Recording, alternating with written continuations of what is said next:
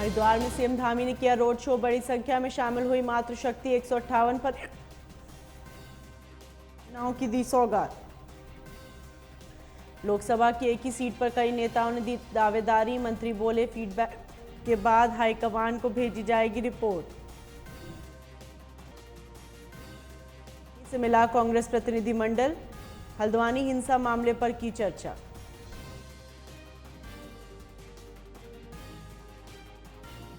हल्द्वानी हिंसा के बाद पुलिस अलर्ट। काशीपुर में एक बार फिर निकला फ्लैग मार्च। आवश्यक वस्तुओं की सप्लाई शुरू। रुड़की में युवकों के दो गुटों में विवाद। चाकू मारकर एक युवक की हत्या।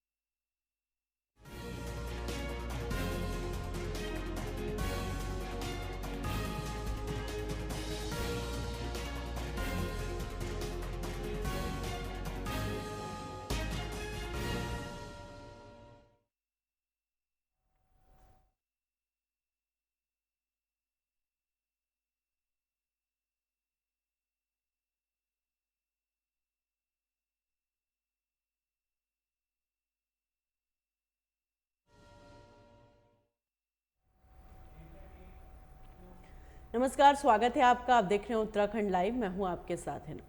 हल्द्वानी में हुई हिंसा मामले में पुलिस प्रशासन लगातार एक्टिव दिखाई दे रहा है। इलाके भर में पुलिस की पैनी नजर है। इसी कड़ी में बनभूलपुरा में हिंसा के बाद प्रशासन की कार्रवाई जारी है। डीएम ने बनभूलपुरा के 120 शस्त्र लाइसेंस निरस्त किए हैं और बनभूलपुरा के लगभग 300 घरों में ताला लगाकर भाग गए। वहीं नैनीताल एसएसपी प्रहलाद नारायण मीणा ने बताया हिंसा के मामले में पुलिस ने अभी तक 5000 से अधिक अज्ञात लोगों के खिलाफ मुकदमा दर्ज कर लिया है। इसके अलावा कुछ नामजद मुकदमे भी दर्ज किए हैं। पुलिस के सर्च अभियान के दौरान सीसीटीवी फुटेज और वीडियो के आधार पर 25 दंगाइयों को गिरफ्तार किया, जिनके कब्जे से अवैध तमंचे और 54 कारतूस बरामद हुए। उन्होंने बताया इस घटना का सूत्रधार अब्दुल मलिक अभी भी फरार है। बनभूलपुरा में जो थाने पे आगजनी और अतिक्रमण के दौरान जो उपद्रव की घटना हुई थी, उसमें आप सबको जैसे पता, हमने 3 एफआईआर रजिस्टर की है। इन तीनों एफआईआर में अलग अलग इन्वेस्टिगेशन टीमें हैं। उन्होंने अपनी इन्वेस्टिगेशन शुरू की और हमने पिछले 24 घंटे में इन तीनों एफआईआर मिला के 25 लोगों की गिरफ्तारियाँ की है। ये जो लोग हैं, इसमें जो थाने पे पथराव हुआ था उस एफआईआर में 12 लोग हैं और जो बाकी 6 लोग हैं वो एक हमारे थाने की जो गाड़ी जलाई थी दूसरे थाने की, उसका एफआईआर में है और 7 लोग जो हैं नगर निगम की तरफ से जो एफआईआर दी गई थी उसमें गिरफ्तार किए गए हैं। तो इस तरीके से 25 लोगों की गिरफ्तारियाँ हुई है। इन 25 लोगों के कब्जे से अगर देखा जाए तो अलग अलग जगह से और अलग अलग अभियुक्तों से हमने 7 तमंचे जो कंट्री मेड वेपन होता है वो बरामद किया है और 54 लाइव राउंड जो है वो इनके पोजीशन से बरामद हुए हैं, जो इन्होंने अपने वहाँ पे अपने साथ में रखे हुए थे। इसके साथ ही थाना बनभूलपुरा में भी जब अटैक हुआ था तो जब ये उपद्रवी वहाँ पे हैं तो इन्होंने वहाँ से भी कुछ जो गवर्नमेंट एमुनिशन है वो अपने कब्जे में लिया था। तो कुछ अभियुक्तों के कब्जे से गवर्नमेंट एमुनिशन भी हमने बरामद किया गया है। तो इसमें अलग अलग कैलिबर के अलग अलग जो एमुनिशन है वो हमारे गायब हुए थे। तो 7.62 के 67 और 9 mm के 32 लाइव राउंड भी इनके कब्जे से बरामद हुए हैं, जो पुलिस के थाने से ये लोग लेके गए थे। तो इस तरीके से पिछले 24 घंटे में हमारे द्वारा 25 लोगों की गिरफ्तारी हो गई है और पहले 5 गिरफ्तारियाँ हो रही थी। इस प्रकरण में अब तक टोटल 30 गिरफ्तारियाँ हो चुकी हैं। कि इनकी गिरफ्तारियाँ अलग अलग जगह से की गई है, लेकिन ये गिरफ्तारियाँ जो भी है वो नैनीताल जनपद के सीमा क्षेत्र से हुई है। सर, कुछ इन लोगों के नाम आप बता सकते हैं? कुछ मुख्य लोग भी हैं इनमें, पार्षद हो या नेतागण हो?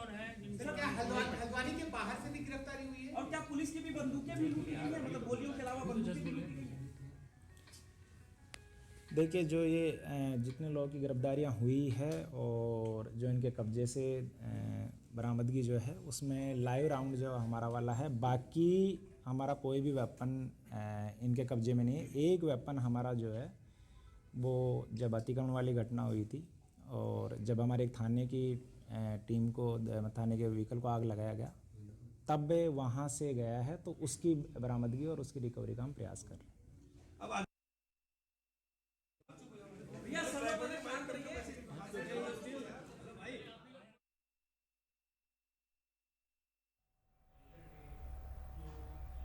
केंद्रीय मंत्री व नैनीताल लोकसभा सांसद अजय भट्ट ने दंगे में घायल पत्रकारों और पुलिसकर्मियों से मुलाकात की और उनके शीघ्र स्वस्थ होने की कामना की और उनको हर संभव मदद का भरोसा दिलाया। देखिए, बहुत ही दुर्भाग्यपूर्ण घटना है। कभी भी हमारे यहाँ ऐसी घटना नहीं घटित हुई है। ऐसा नहीं होना चाहिए था। सौहार्द बिगाड़ा गया है। हम लोग बहुत मिलजुल के यहाँ रहते हैं। मैं तो आज भी सबसे अपील करता हूँ कि जो अपराधी होता है उसकी न कोई जाति होती है न धर्म होता है। इसलिए कहीं पर भी आपसी सौहार्द को हमको बिगाड़ना नहीं है। हम लोगों को मिलजुल के अपना काम करना है। जिन्होंने भी सौहार्द बिगाड़ा है, पेट्रोल बम फेंके हैं, पथराव किया है, पेट्रोल बम फेंकना कोई अच्छी बात है। कोई न कोई तो तैयारी थी। जो भी लोग होंगे, कानून अपना काम कर रहा है। कानून, सरकारी काम, अमानत में खयानत कहीं भी होती है, वो एडमिनिस्ट्रेशन का काम है।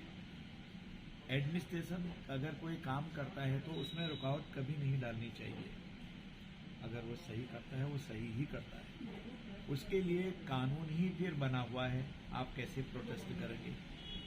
लाठी, गोली, पेट्रोल बम, पथराव, इतनों की पिटाई, किसी का हाथ फ्रैक्चर, किसी का नाक फ्रैक्चर, किसी के सर में, उसको निकाल के पत्रकार ने बताया कि नाक से, आंख से, कान से, तीनों जगहों से, मुख से खून बह रहा था और मैं बेहोश हो गया। बताइए, आपने हेलमेट पहन रखा है, पत्रकार काम कर रहे हैं, काम करने पर भी हेलमेट खोल के आप मार रहे हैं, बेहोश हो गए, मरा जान के छोड़ दिया। तो ये कोई न कोई इसको संचालित कर रहा था। संचालित जो कर रहा था वो अपराधी है। अपराधी की कोई जाति नहीं होती, कोई धर्म नहीं होता, वो अपराधी है। कानून के बहुत बड़े हाथ हैं। आज नहीं तो कल जरूर कानून की गिरफ्त में अपराधी आएगा। मतलब अब्दुल मलिक नाम के जो व्यक्ति हैं वो अवैध कब्जा उन्होंने कर रखा था, उनका नाम आ रहा कि वो साजिश करता है, अभी फरार है। उनकी गिरफ्तारी जल्द से जल्द हो और बड़ी से बड़ी धाराएं लगे, उसको लेकर क्या निश्चय है? देखिए, कानून में क्या चीज आई है, FIR में क्या चीज आई है, मेरी नॉलेज में नहीं है। जो भी अपराधी होगा, मैं पुनः कहना चाहता हूँ कि कानून की पहुंच बहुत लंबी होती है। आज नहीं तो कल कोई भी हो, वो कानून की गिरफ्त में होगा और अपराध की सजा भुगतनी पड़ेगी। हमारा कानून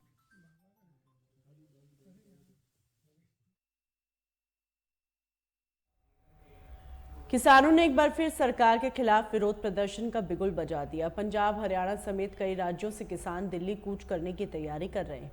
इसी क्रम में देहरादून कूच कर रहे भारतीय किसान सेना कार्यकर्ताओं ने हरिद्वार दिल्ली हाईवे पर बने टोल प्लाजा पर रोके जाने को लेकर हंगामा किया, जिसके बाद कार्यकर्ताओं के कृषि मंत्री सुबोध उनियाल से मिलने का आश्वासन दिया गया और बैठक का समय निर्धारित किया गया। इसके बाद किसान धरना खत्म करके वापस लौट गए।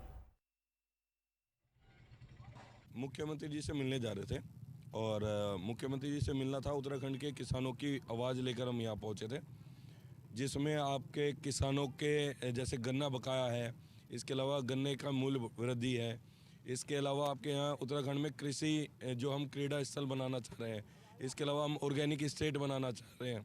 ऊपर जो आपके पहाड़ी एरिया से नीचे जो सब्जियां लेके आते हैं उन पे सब्सिडी मिलनी चाहिए, क्योंकि सब्जियां ऊपर से आती आती महंगी हो जाती हैं। इन विषयों पे हम यहाँ मुख्यमंत्री के पास पहुँच रहे थे, जिसमें हमें यहाँ इन्होंने रोक दिया और अभी आश्वासन दिया है कि कल की हमारा डेलीगेशन इनसे मिलने जाएगा, टाइम दे रहे हैं हमें। भारतीय किसान सेना जो भारतीय किसान यूनियन है उनकी तरफ से कुछ डिमांड्स को लेके सबका देहरादून जाने का आज पूरा प्रोग्राम था। उनके द्वारा मांग की जा रही थी कि माननीय मुख्यमंत्री जी से हमें मुलाकात करनी है और अपनी मांगें रखनी है। जब उनके साथ वार्ता करी गई तो माननीय कृषि मंत्री जी के द्वारा कल का समय दिया गया है, जिसमें इनका एक प्रतिनिधिमंडल कल देहरादून जाएगा और माननीय कृषि मंत्री जी से मुलाकात कर अपनी वार्ता करेंगे।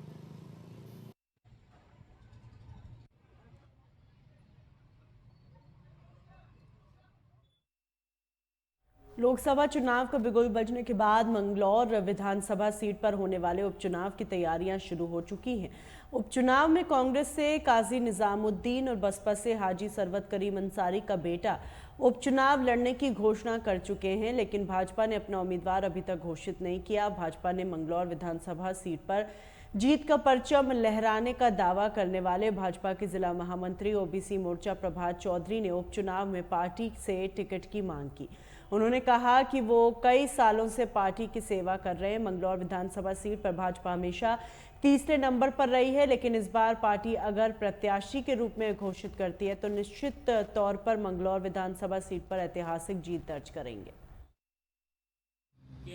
भारतीय जनता पार्टी के समक्ष अपना मांग पत्र रखा है कि मुझे मंगलौर से भारतीय जनता पार्टी का प्रत्याशी बनाया जाए। और यहाँ देखिए, मंगलौर में 2 ही लोगों की सत्ता रही है और ये हमारा क्षेत्र मंगलौर विकास से कोसों दूर है। एक काम बताइए मुझे, एक कि हाजी काजी जी ने कोई एक उपलब्धि एक कार्य क्षेत्र में किया हो तो आप मुझे बताओ। एक बता दो, दूसरे को तो छोड़ दो, कि एक कार्य विकास का करके दिया हो।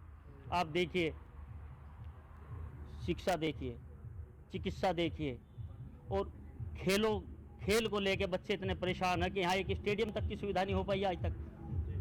इसका कारण रहा हमारा स्थानीय विधायक नहीं बन पाया। भारतीय जनता पार्टी के यहाँ विधायक होता तो आज ये सारी मूलभूत सुविधाएं हमें प्राप्त होती। लेकिन मेरी सर्वप्रथम प्राथमिकता रहेगी युवाओं के लिए स्टेडियम, लड़कियों के लिए कॉलेज की व्यवस्था, और चिकित्सा पे ज़्यादा फोकस रहेगा। तो आप पार्टी को मैं जन जन तक पहुंच चुका हूं। मंगलौर विधानसभा के 34 गांव मैं डोर टू डोर कर चुका हूं, एक एक घर जा चुका हूं, एक एक व्यक्ति से मिल चुका हूं। मुझे सभी लोगों का, सर्व समाज का समर्थन मिल रहा है। संगठन ने मुझे टिकट दिया तो मैं ये संगठन को विश्वास दिलाता हूं, भारतीय जनता पार्टी को, कि कमल खिलेगा मंगलौर में इस बार। स्टेडियम बहुत भव्य और दिव्य है।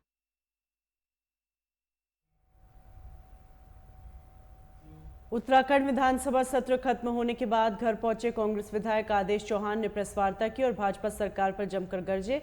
वहीं धामी सरकार की नीतियों को खराब बताते हुए समान नागरिकता कानून पर भी सवाल खड़े किए। उन्होंने कहा, विधानसभा सत्र में केवल यूसीसी कानून लाना ही सरकार की प्राथमिकता थी। बड़े जोश से खरोश से गए थे कि हमने सोचा था हम अपने क्षेत्र की समस्या रखेंगे, लेकिन प्रश्नकाल स्थगित कर दिया गया। हमारे स्थगन लिए नहीं गए। हमारे जो कार्य मंत्रणा समिति उसमें हमारे विधायक होते हैं, नेता प्रतिपक्ष होते हैं, उन्होंने भी इसका विरोध किया कि भाई प्रश्नकाल चलाइए और इसको सत्र को लंबा कर दीजिए, 2 दिन और बढ़ा लीजिए। लेकिन सरकार की मंशा ठीक नहीं, वो जनता की बात चाहती ही नहीं सदन में उठे, क्योंकि हमारे यहाँ 2 साल में गन्ने का मूल्य बढ़ा मात्र 20 रुपये। हम चाहते थे उस गन्ने पे चर्चा हो कि भाई इसका मूल्य 400 रुपये कम से कम होना चाहिए। हम चाहते थे भाई रोडवेज यहाँ नहीं है। हमारे यहाँ बहुत बरसात में कई भूमि कटी है, भूमि कटा पर उनको मुआवजा नहीं मिला या उनकी ज़मीन का मुआवजा मिले। किसानों की समस्या थी, युवा बेरोजगारों की समस्या थी, माता बहनों की समस्या थी, बहुत समस्याएं थी पूरे उत्तराखंड में। महंगाई की समस्या थी, भ्रष्टाचार की समस्या थी, लेकिन हम नहीं उठा पाए। केवल वो यूसीसी के नाम पर सदन को चलाया और वो आनंद फानंद में वो चाहते थे कि कांग्रेस का विरोध करके चली जाए और हम इसे पास कर दें। हमने फिर उनको कहा कि भाई हम इस पर चर्चा चाहते हैं, इस पर लंबी बहस हो और इसे प्रवर समिति को सौंपा जाए। एक समिति होती विधायकों की जिसको सौंपना चाहिए, लेकिन सरकार ने उसको भी नहीं माना और जो उसका ड्राफ्ट था वो हमें 2 घंटे के लिए मिला, लेकिन उसमें आप समझ सकते हैं कि 182 की उसकी पेज थे, तो 2 घंटे में उसमें क्या उसकी कमियां पढ़ी जा सकती हैं। लेकिन जो भी हमारे साथी विधायकों ने हमने पढ़ के उसका प्रयास किया और जो उसमें कमियां थी जिससे कि आने वाली जनता को समस्या होंगी उससे अवगत कराया और हमने कहा कि इसे परिवर्तन समिति को भेजिए और आने वाले सत्र में इसे पास कराइए। लेकिन सरकार वो क्योंकि ताकत के बल पे और संख्या बल पे उसको पास कराना चाहती है और जो करा।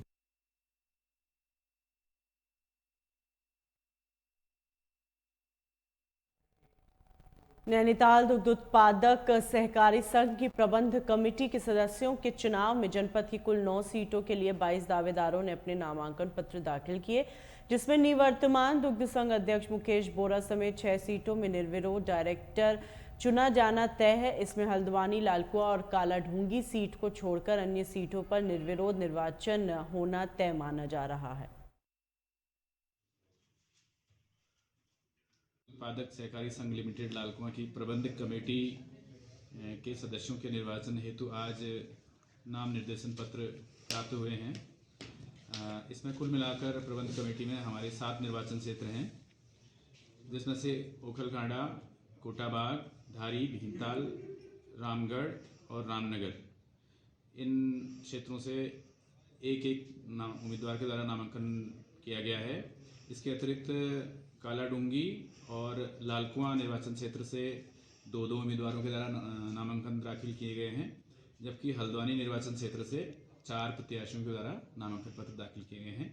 इस प्रकार कुल 14 उम्मीदवारों के द्वारा नामांकन पत्र आज प्रस्तुत किए गए हैं। जैसे हमारा रोस्टर बाहर लगा हुआ है, उसके हिसाब से कल हम इसमें नामांकन पत्रों की जांच करेंगे और आपत्तियां प्राप्त करेंगे, और उसके बाद परसों जो है आपत्तियों को निस्तारित करके सूची को अंतिम रूप दिया जाएगा।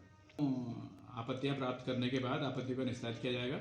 उसके बाद उसके अगले दिन जो है, जैसे टाइम टेबल बाहर लगा हुआ है, फिर नाम वापसी के लिए एक दिन दिया जाएगा, और उसके अगले दिन जो है प्रत्याशियों की अंतिम सूची हम बता पाएंगे हैं, या फिर चुनाव की स्थिति आती है वो उसी दिन क्लियर होगा।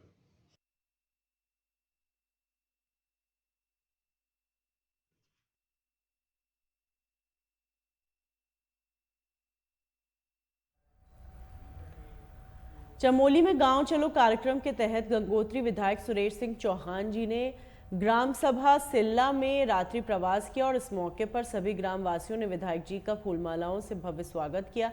साथ ही ग्रामीणों के साथ रात्रि चौपाल में केंद्र सरकार एवं राज्य सरकार द्वारा संचालित जन कल्याणकारी योजनाएं गिनवाई।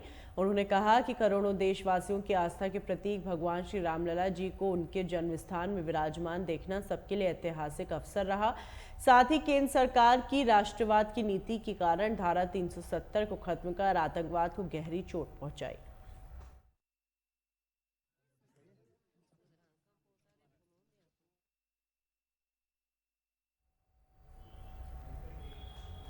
आगामी 27 फरवरी से शुरू होने वाली बोर्ड परीक्षा की तैयारियों को लेकर चमोली शिक्षा विभाग ने अपनी कमर कस ली है। इस वर्ष 106 परीक्षा केंद्रों में हाई स्कूल और इंटरमीडिएट के 9177 परीक्षार्थी शामिल होंगे।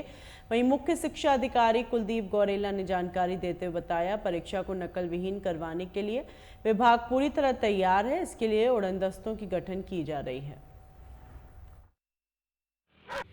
देखिए, हमारी बोर्ड परीक्षाएं होने वाली हैं, और जो कि हमारी विभाग द्वारा इस समय हमारे पास कुल 106 केंद्र हैं, जिसमें से 100 केंद्र मिश्रित हैं और 6 केंद्र ऐसे हैं जो केवल हाई स्कूल हैं।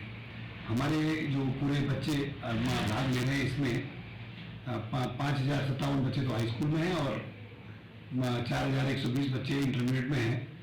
तो हमारी पूरी तैयारी है। हमने बोर्ड में इसकी संबंधित बैठक भी होने वाली है। हमने प्रशासन से केंद्रों में जो सुरक्षा व्यवस्था और की बात करी है, कस्टोडियन की नियुक्ति हमने कर दी है, क्योंकि हमारे यहाँ क्या होता है कि परीक्षा केंद्र में विद्यालय एक से अपना ही विद्यालय केंद्र नहीं होता है, बहुत विशेष परिस्थितियों को छोड़ करके। तो अब जो केंद्र होता है उसमें पूरे अध्यापक बदलते हैं, और अध्यापक बदलते हैं, तो इसलिए हमको तैयारी करनी होती है। तो हमने कस्टोडियन की नियुक्ति कर दी है, और जो केंद्र व्यवस्थापक हैं वो हो गए हैं। तो पूरी तैयारियां हैं अपने स्तर से परीक्षा की।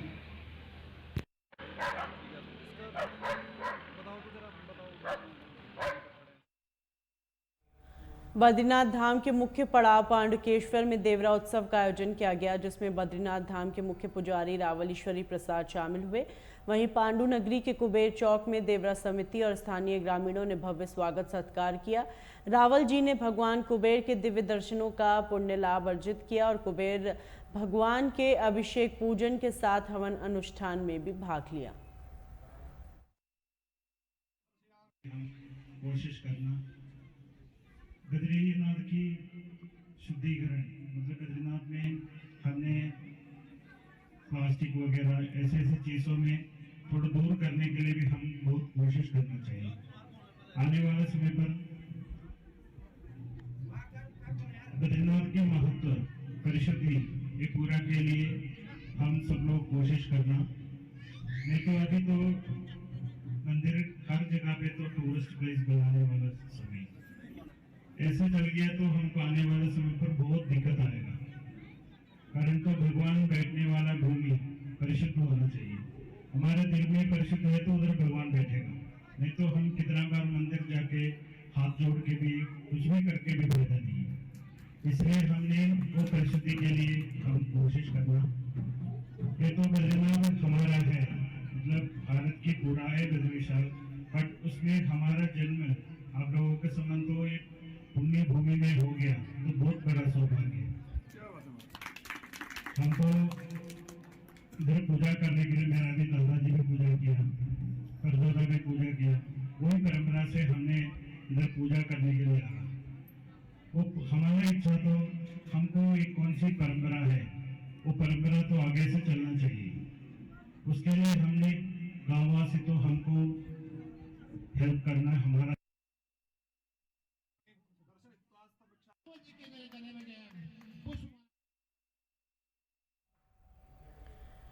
इस साल लंबे अरसे बाद हुई बर्फबारी ने पर्यटकों के चेहरे खिला दिए। बर्फबारी के बाद भले ही पहाड़ के लोगों की दुश्वारियों में इजाफा हुआ, लेकिन पहाड़ों की सैर करने वाले पर्यटकों के चेहरे खिल गए हैं।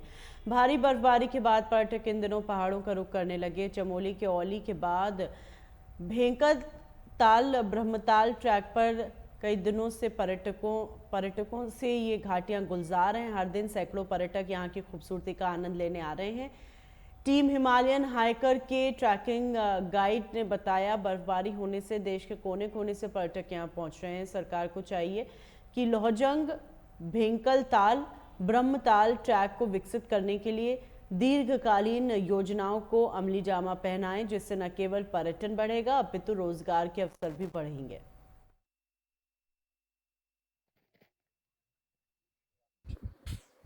यहाँ पास गले 1-2 हफ्ते से जो है काफ़ी बर्फ़ पड़ा हुआ है क्षेत्र में। वाण में बर्फ़ पड़ा है और आली, बेदनी, ब्रह्मताल, रूपकुंड, मोनाल टॉप जैसे काफ़ी सारे यहाँ पे ट्रैक हैं और सारे ट्रैकों में आजकल जो है 2 हफ्ते में जो है कि काफ़ी बर्फ़ पड़ा है। बर्फ़ पड़ने से जो है कि यहाँ पे टूरिस्ट बढ़ गया है। टूरिस्ट बढ़ने से जो है हमारे होम स्टे अच्छे चल रहे हैं, हमारे म्यूल वाले का काम चल रहा है और सारे क्षेत्र में लॉज चल रहे हैं, होटल वाले का होटल चल रहा है और गाइडों का जो है काम अच्छा बढ़ चुका है। इसी तरह से अगर 2-4 दिन में और मौसम खराब होता है, बर्फ आती है, तो यहाँ पे काफ़ी जो है टूरिस्ट बढ़ेगा और हमें अच्छी आमदनी होगी और सारे क्षेत्र में जो है सारे लोगों को, सारे युवा बेरोजगार लोगों को जो है रोजगार मिलेगा। और आजकल जो है कि काफ़ी रोजगार बढ़ चुका है, हम लोगों को काफ़ी मुनाफा हो रहा है और टूरिस्ट आने से। और मुझे लगता है अगर कुछ दिन में ये बर्फ़ पड़ने की और संभावना हो रही है, अगर बर्फ़ पड़ता है तो हमारे क्षेत्र में काफ़ी मुनाफा होगा और सारे बेरोजगार युवाओं को, सारे ट्रैकिंग से जुड़े संबंधित लोगों को जो है फ़ायदा होने वाला है।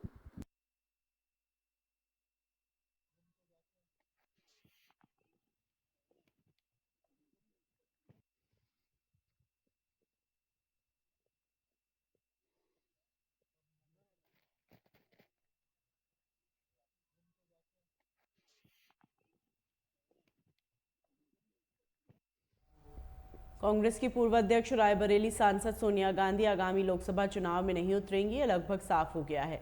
राजस्थान के रास्ते सोनिया उच्च सदन में जा सकती हैं। अगर सोनिया इस बार रायबरेली से चुनाव नहीं लड़ती हैं तो देश के सबसे बड़े प्रदेश से सबसे पुरानी पार्टी का खात्मा हो जाएगा।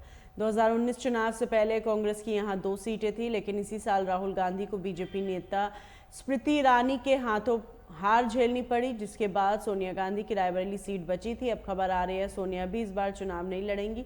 सूत्रों के मुताबिक सोनिया गांधी राजस्थान के रास्ते राज्यसभा पहुंच सकती हैं। पहले चर्चा थी सोनिया कांग्रेस शासित राज्य हिमाचल प्रदेश के रास्ते उच्च सदन आएंगी, लेकिन पार्टी सूत्रों ने पत्रकारों को बताया कि उनके लोकसभा चुनाव में लड़ने की संभावना है।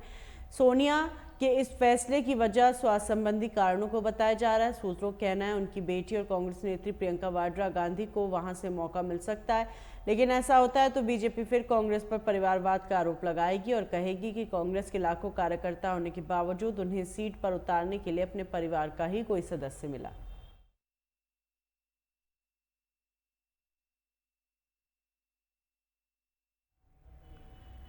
राष्ट्रीय लोकदल के नेता और राज्यसभा सांसद जयंत चौधरी ने भारत के पूर्व प्रधानमंत्री चौधरी चरण सिंह को भारत रत्न सम्मानित किए जाने का ऐलान के बाद आज बड़ा फैसला लिया।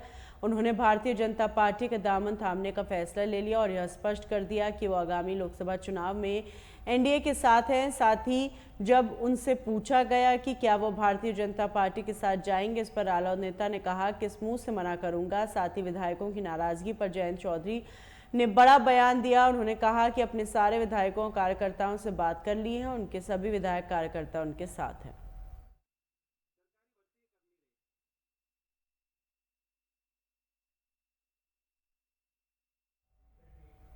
एटा के जलेसर में भारतीय किसान यूनियन भानु एवं किसान क्रांति दल के राष्ट्रीय अध्यक्ष भानु प्रताप सिंह ने प्रेस वार्ता की, जिसमें उन्होंने 2024 में सभी सीटों पर प्रत्याशी उतारने का ऐलान किया। उन्होंने केंद्र सरकार पर हमला बोलते हुए कहा, अभी तक सरकार ने किसान आयोग का गठन नहीं किया। सरकार ने जो वादे किए वो नहीं निभाए और किसानों के साथ दुर्व्यवहार किया जा रहा है।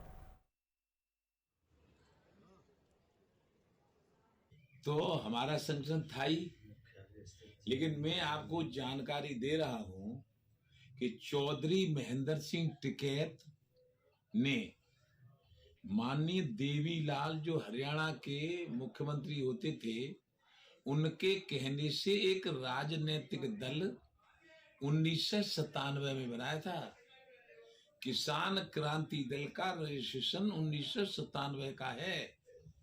कुछ चुनाव लड़े, कुछ न लड़े, लोकल लड़े, जिला पंचायत तक लड़े। 22 का चुनाव हम उत्तर प्रदेश का किन्हीं कारणों से नहीं लड़ पाए। कारण वही है बाबा वाला, नहीं लड़े। लेकिन अब जब हमारी कोई नहीं सुनता है, 14 में समर्थन भाजपा को, 19 में समर्थन भाजपा को, केंद्र को, और माननीय प्रधानमंत्री नरेंद्र मोदी जी कहते थे कि मैं किसान आयोग का गठन कर दूंगा, किसानों के कर्जे माफ कर दूंगा, आमदनी दोगुनी कर दूंगा, काला धन लाके गरीबों में बंटवा दूंगा। तो न तो काला धन आया क्या है कि फ्री में राशन दे दो। और राशन में इनका क्या है, 1967 में आप योग्य हैं, 1967 में उत्तर प्रदेश के मुख्यमंत्री ने 76 रुपए कुंटल गेहूं खरीदा था। प्राइमरी के अध्यापक को उस समय 70 रुपया तनख्वाह मिलती थी, पुलिस के सिपाही को 71 रुपया तनख्वाह मिलती थी। अब 70 के तो हो गए 70,000 और 76 के भी कर दो 76,000, तब तो है गल्ला और राशन तुम्हारा। अब 76 के 3,000 में गल्ला राशन तो सब हमारा है। तो चाहे उसे फ्री बांट दो, चाहे तुम कुछ बांट दो, हम पे से डकैती डाल रही हो, हम पे से छीन रही हो। और नहीं तो कोई मतलब नहीं था कि जब तनख्वाह बढ़ी है उसी हिसाब से हमारा बढ़ना चाहिए था, और हमको जो जरूरत है उसी हिसाब से उनकी कीमत बढ़ी है। चाहे हम ईंट लें, चाहे हम ट्रैक्टर लें, चाहे हम ट्रैक्टर पार्ट लें, चाहे कुछ भी लें। तो जब हम प्रधानमंत्री ने कुछ नहीं मानी, फिर 17 में भी भाजपा को समर्थन, और 22 में भी, और 23 में नगर निकाय चुनावों में भी समर्थन। लेकिन अब हमारी कोई बात नहीं चल रही है। तो वही जो किसान का दल था दोबारा से हमने उठा के सब निर्वाचन आयोग दिल्ली और निर्वाचन आयोग उत्तर प्रदेश के यहाँ हमने सब कागज पत्र जमा किए और हमको लेटर आ गया, हमारा अब रिन्यू हो गया, सब कुछ हो गया। अब हम किसान क्रांति दल के 24 में जितने प्रत्याशी लड़ सकेंगे उनके उतने प्रत्याशी उतारेंगे। और ईश्वर की कृपा रही, क्यों कि बड़े भाग मानुष तन पावा, सुर दुर्लभ सदग्रंथन गावा। ईश्वर अंश जीव अविनाशी, चेतन अमल सहज सुख राखी। हमारे दिमाग में तो हिंदू, मुस्लिम, सिख, ईसाई, जैन, बौद्ध और भारत की समस्त जातियां, चाहे वाल्मीकि हो, जाटव हो, दिवाकर हो, शंखवार हो, जाट हो, गुजर हो, त्यागी हो, पंडित हो, बनिया हो, ठाकुर हो, ब्राह्मण हो, कोई भी हो, सबका हम सम्मान करेंगे और कहेंगे कि यदि तुम्हें आने वाली पीढ़ी का भला करना है तो भारतीय किसान भानु और किसान क्रांति दल की तरफ देखो, बाकी तो सब बेईमानी में।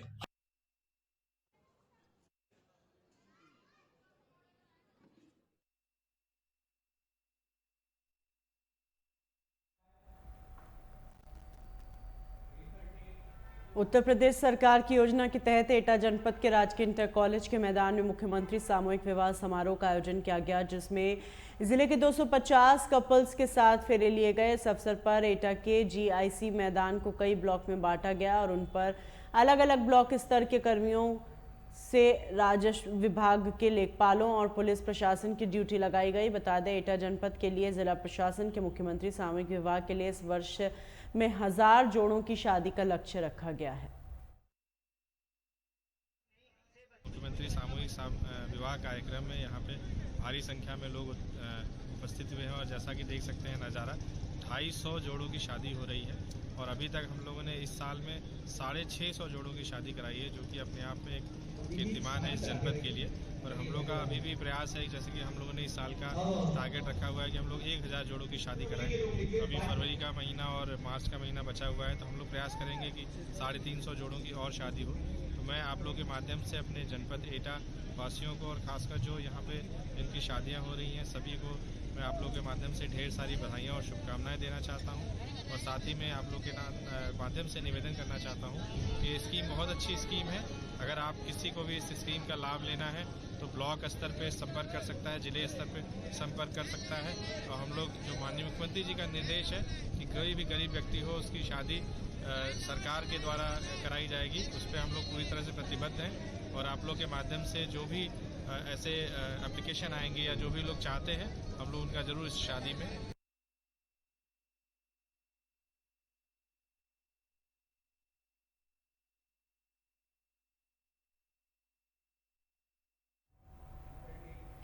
यूपी के सीतापुर में बदमाशों ने 2 घरों में लूट की वारदात को अंजाम दिया। बिस्वा कोतवाली क्षेत्र के 2 घरों में बदमाशों ने लाखों रुपए के जेवरात सहित सामान लूट ले गए। बदमाशों ने असलहे की नोक पर परिवार को बंधक बनाया और लूट की वारदात को अंजाम दिया। वहीं इस घटना से इलाके में दहशत का माहौल बना हुआ है। बताया जा रहा है बदमाश नकदी व जेवरात सहित करीब 15 लाख रुपए का सामान लूट कर फरार हो गए। वहीं मौके पर पहुंची पुलिस ने पूरे मामले की जाँच पड़ताल शुरू कर दी। सुबह जो है वही 3:45 बजे वो घुस आए हम दरवाजा तोड़ के अंदर और जो है जाके हमारे 4 लोग हमारे जो है असलहा लगा 315 का और बाहर एक खड़ा था बरामदे में, वो भी असलहा था उसके पास और एक फरसा था उसके पास गन्ना काटने वाला और एक गेट पे बाहर खड़ा था वो भी असलहा से था। और वो सब जो है अलमारी को चाबी मांगा तो नहीं दिया, तो ताला उसमें बेलचा से उन्होंने तोड़ दिया। तोड़ के जो है उसमें जो 50,000 रुपया नकद थे और तीन जो है उसमें जेवर थे, 3 पैली थी और झुमकी थी और मंगलसूत्र था और एक सिलेंडर और एक टार्च, इतना सब ले गए। क्या पुलिस को सूचना दी आपने? पुलिस को सूचना दी, पुलिस ने तुरंत तत्काल 10 मिनट के अंदर हमारे वहाँ आ गई और बहुत वो दौड़े धूपे इधर उधर, लेकिन जो है कोई से मुठभेड़ नहीं हो पाई उनकी और पुलिस बहुत अच्छा काम तुरंत तत्काल आके हमारा जो है बहुत सहयोग किया, उन्होंने तुरंत आ गई। हमने फ़ोन किया उनको कहीं ना कि अभी जो है सब खुल जाए।